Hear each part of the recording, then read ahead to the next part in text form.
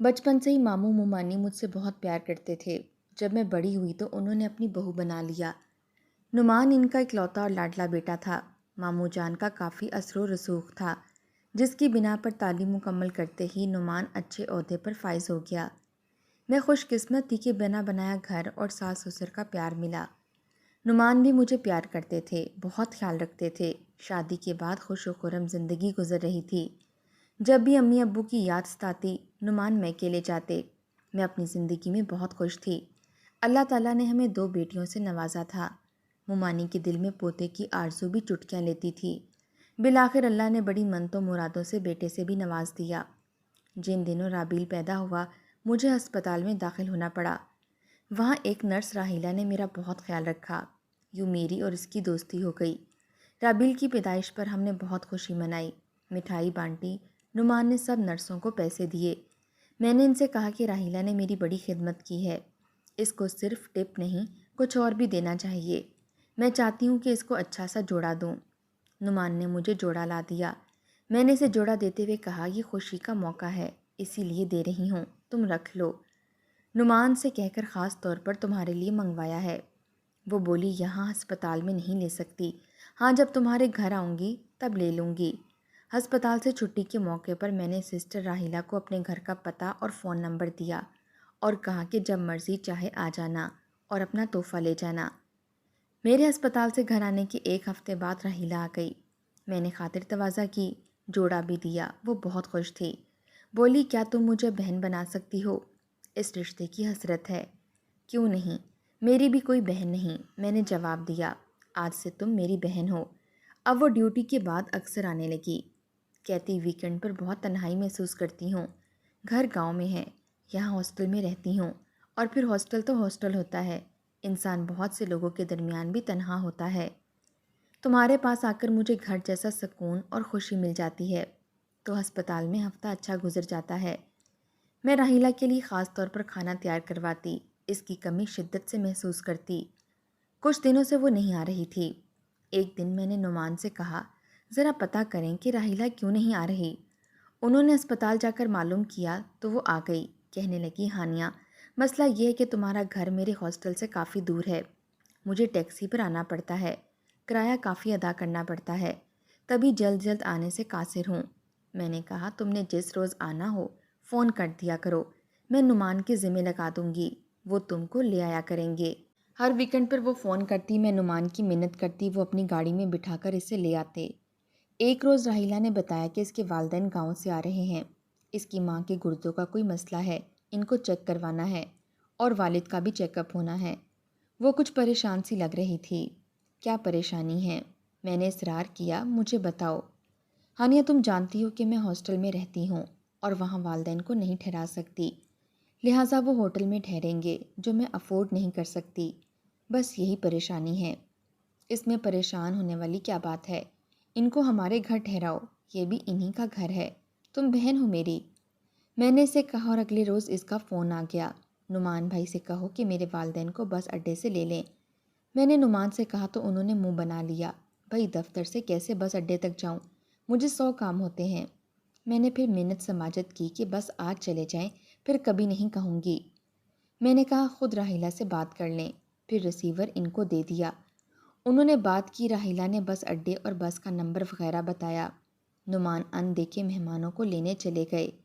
3 گھنٹے بعد واپس آئے تو راحیلہ کے والد ہمراہ تھے، گاؤں سے والدہ نہیں آئی تھیں۔ نعمان نے بزرگ کو ڈرائنگ روم میں بٹھا دیا، تھوڑی دیر میزبانی کے تقاضے کے پیش نظر خود ساتھ بیٹھے رہے، چائے وغیرہ دی اور پھر آفس چلے گئے۔ شام کو لوٹے تو اکیلے نہیں تھے، راحیلہ ساتھ تھی، کھانے پینے کے سامان سے بھرے ہوئے کچھ شاپر بھی تھے۔ بتایا کہ راحیلہ نے اپنے والد کے لیے یہ سامان خریدا ہے۔ خیر، ہم سے جو بن سکا ہم نے کیا۔ 3 روز راحیلہ کے ابو نے ہمارے گھر قیام کیا، راحیلہ بھی ساتھ ہی رہی۔ ہم نے باخوشی ان کی مہمان نوازی کی۔ جاتے ہوئے بزرگ ہم کو اپنے گاؤں آنے کی دعوت دے گئے۔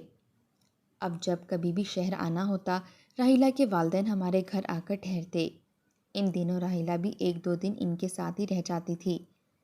نعمان راحیلہ کے والد کے عقیدت مند ہو گئے، کیونکہ ان کا کوئی پیر مریدی کا سلسلہ بھی تھا۔ ایک دن ماموں ملتان سے لاہور ہمارے گھر آئے تو انہوں نے ڈرائنگ روم میں ایک شخص کو بیٹھے دیکھا۔ یہ رحیلہ کے والد تھے۔ انہوں نے پوچھا آپ کون ہیں اور کس لیے آئے ہیں؟ بزرگ نے بتایا کہ میں آپ کی بہو کی منہ بھولی بہن کا باپ ہوں اور آپ کے بیٹے نعمان سے ملنے کے لیے آتا رہتا ہوں۔ ماموں جہاں دیدہ شخص تھے، کہنے لگے وہ گھر پر نہیں ہیں، لہٰذا آپ اس وقت چلے جائیں، جب گھر پر ہوگا تب آئیے گا۔ نعمان کی غیر موجودگی میں آپ کا یوں ڈرائنگ روم میں بیٹھے رہنا مناسب نہیں ہے۔ ماموں نے آ کر مجھے بتایا کہ میں نے اس آدمی کو چلتا کر دیا ہے، وہ مجھے کوئی ٹھیک انسان نہیں لگ رہا۔ میں نے کہا ماموں یہ آپ نے کیا کیا؟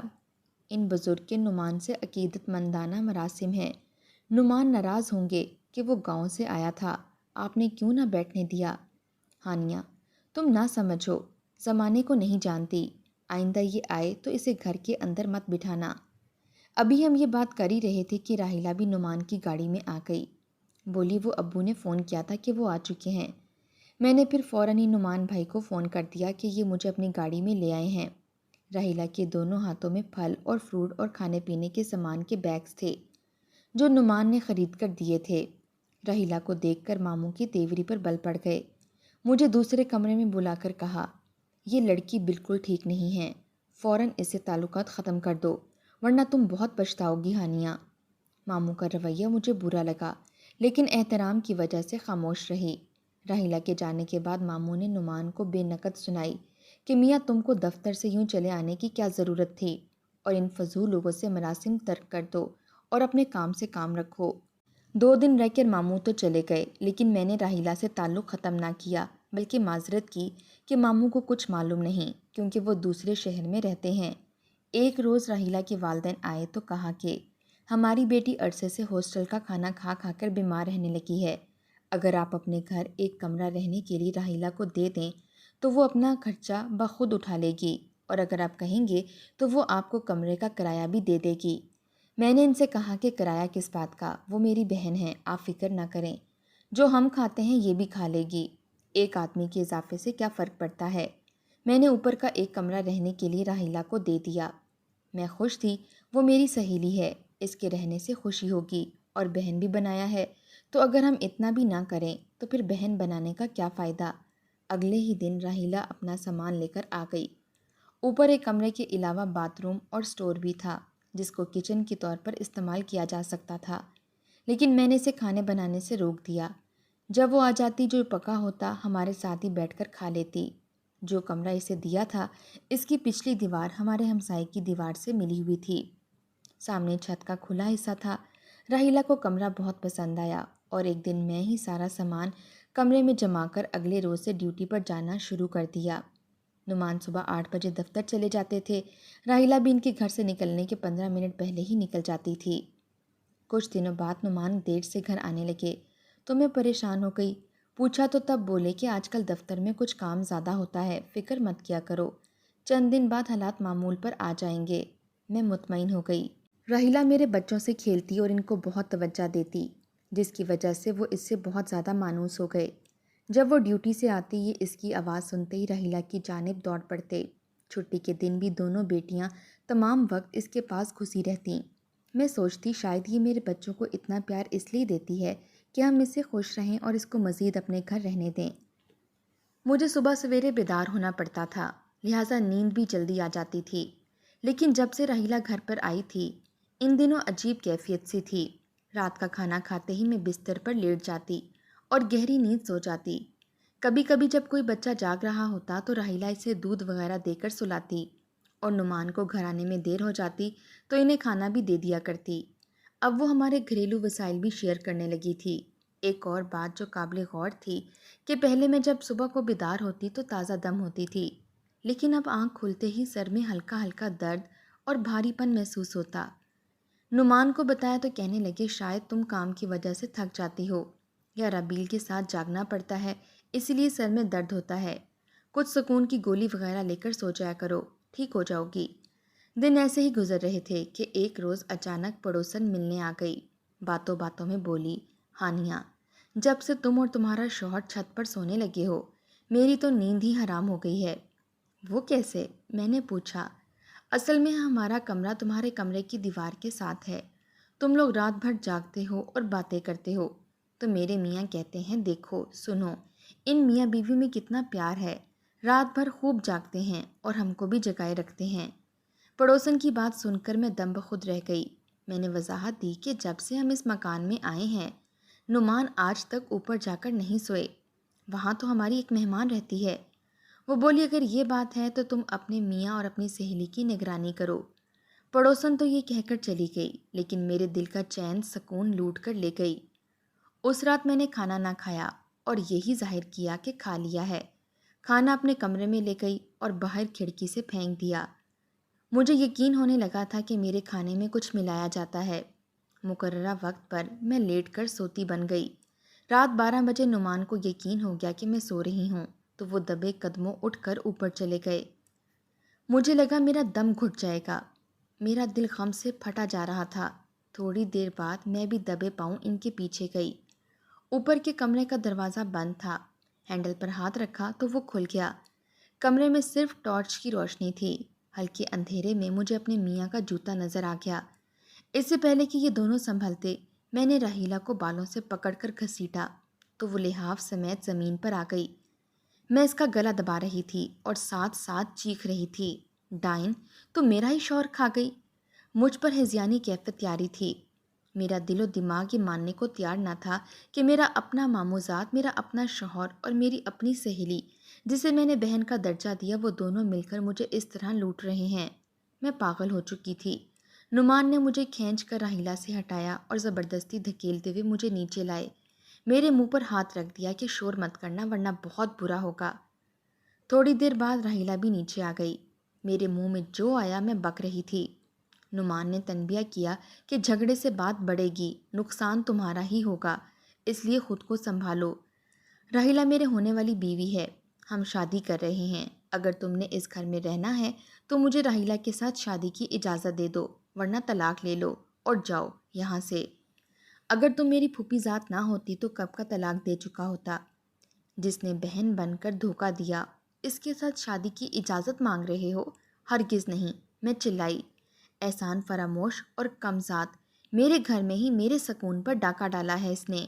میں اس کے ساتھ آپ کو شادی کی اجازت ہرگز نہیں دوں گی اور نہ بھی اسے گھر میں مزید رہنے دوں گی، بلکہ میں اس کو جان سے مار دوں گی۔ پہلے سہیلی اور پھر بہن بنی، پھر گھر میں گھس آئی اور اب دھوکہ دے رہی تھی، بے وقوف بنا رہی تھی۔ نکل جاؤ میرے گھر سے، ابھی اور اسی وقت۔ میرا شوہر مجھ پر ہی دھڑا، یہ گھر اور یہ بچے میرے ہیں، یہ نہیں نکلے گی، تم جاؤ گی۔ نعمان نے مجھے جتلایا تھا، خیر چاہتی ہو تو خاموش ہو جاؤ، یہ چیخو پکار بند کر دو ورنہ پڑوسی آ جائیں گے۔ آ جائیں پڑوسی، ویسے بھی ان کو سب معلوم ہے تمہارے کرتوت۔ راحیلہ یہ سن کر چیخی، بس بہت ہو چکی، اب میں تمہارے ساتھ صرف اس وقت رہوں گی جب تم اس کو طلاق دے دو گے۔ یہ کہہ کر وہ مڑی اور دھڑ دھڑ سیڑھیاں چڑھ کر اوپر چلی گئی۔ میں وہیں ہکا بکا کھڑی رہ گئی۔ نعمان نے مجھے غصے اور قہر بھری نظروں سے دیکھا اور راحیلہ کے پیچھے تیزی سے اوپر چلے گئے۔ میں دھڑم سے بیڈ پر گری اور پھوٹ پھوٹ کر رونے لگی۔ جب ذرا ہوش آیا تو رات کے 3 بج رہے تھے۔ بیٹیاں اپنے کمرے میں سو رہی تھیں اور 8 ماہ کا رابیل اس ہنگامے سے بے نیاز کوٹ میں گہری نیند سو رہا تھا۔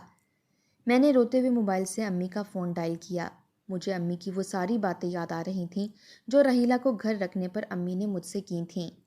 مجھے یاد آ رہا تھا کہ جب میں نے امی کو بتایا تھا کہ وہ میری نرس سہیلی کچھ عرصہ ہمارے گھر رہے گی تو امی کس قدر ناراض ہوئی تھیں۔